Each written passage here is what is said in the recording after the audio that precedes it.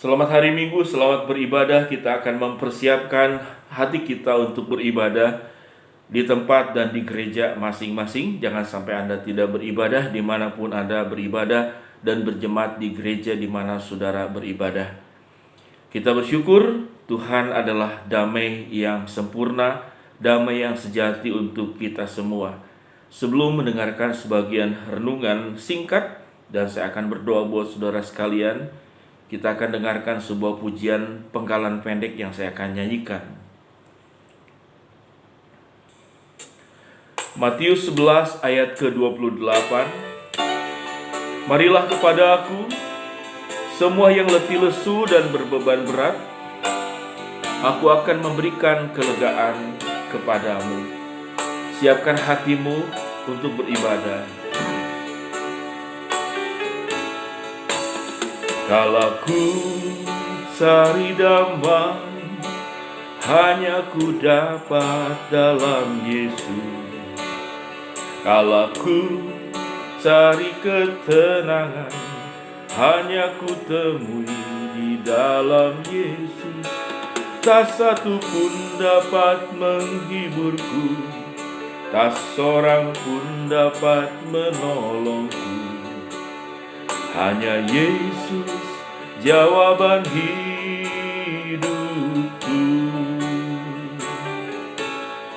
Bersama Dia hatiku damai, walau dalam lembah kekelaman.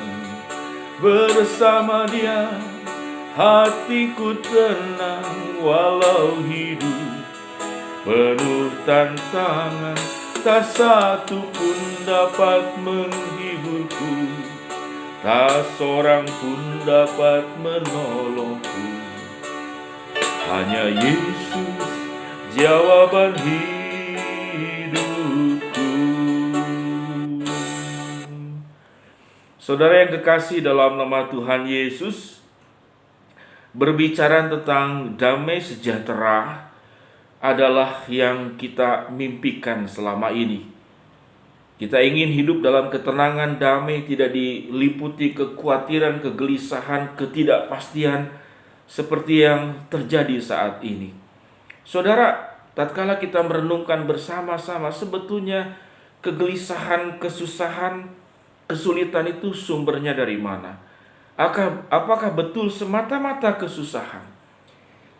Saudara-saudara, tatkala orang yang sedang bercinta, sedang berpacaran, mereka itu saudara bisa menghadapi kesusahan dengan tetap berbahagia. Mengapa? Yang penting ada yang bersangkutan. Ya tentu saudara butuh makan, tapi tidak perlu makan yang mewah.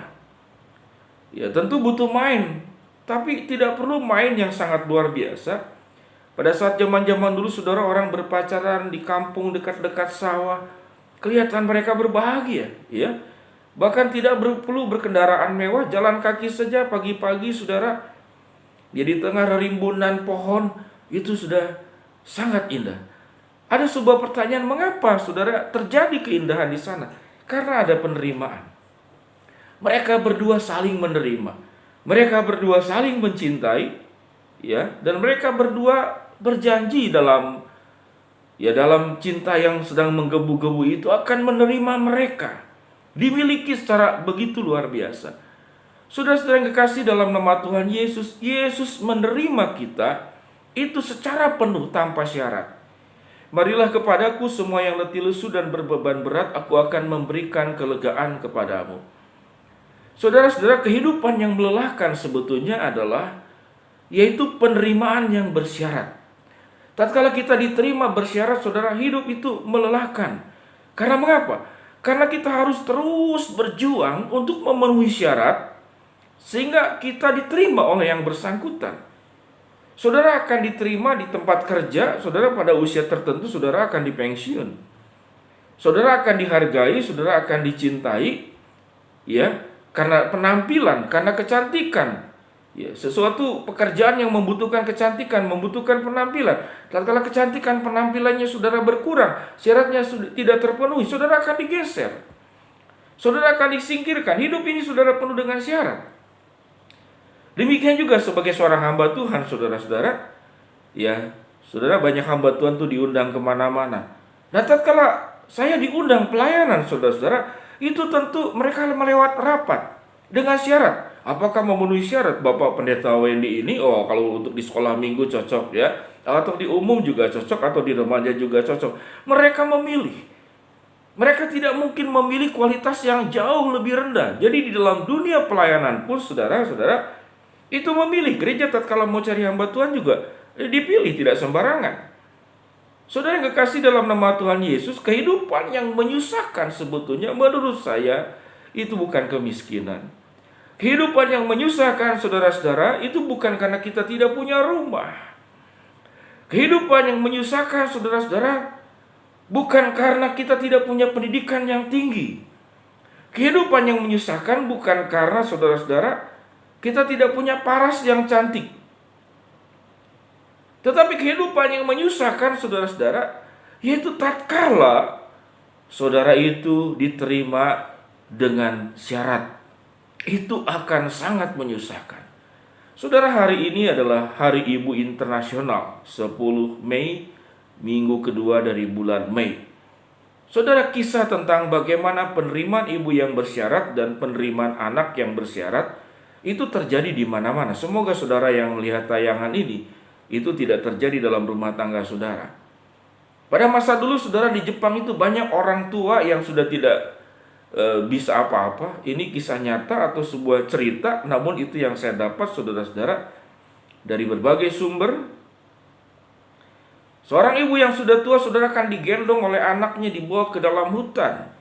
Lalu kemudian ibu itu, saudara, akan ditinggalkan di sana, artinya dibiarkan ya sampai meninggal. Saudara, sang ibu itu digendong, saya rasa saudara juga tahu kisah ini. Ya, sang ibu itu digendong, saudara, dibawa ke dalam hutan.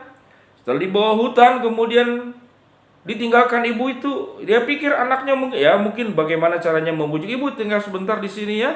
Kita sedang jalan-jalan atau segala sesuatu, saudara. Ya, supaya ibunya mungkin tidak curiga. Tapi ibunya paham. Tetapi saudara, perjalanan itu begitu jauh ke dalam hutan. Lalu ibu itu berkata, "Nah, kalau kamu pulang jangan sampai tersesat."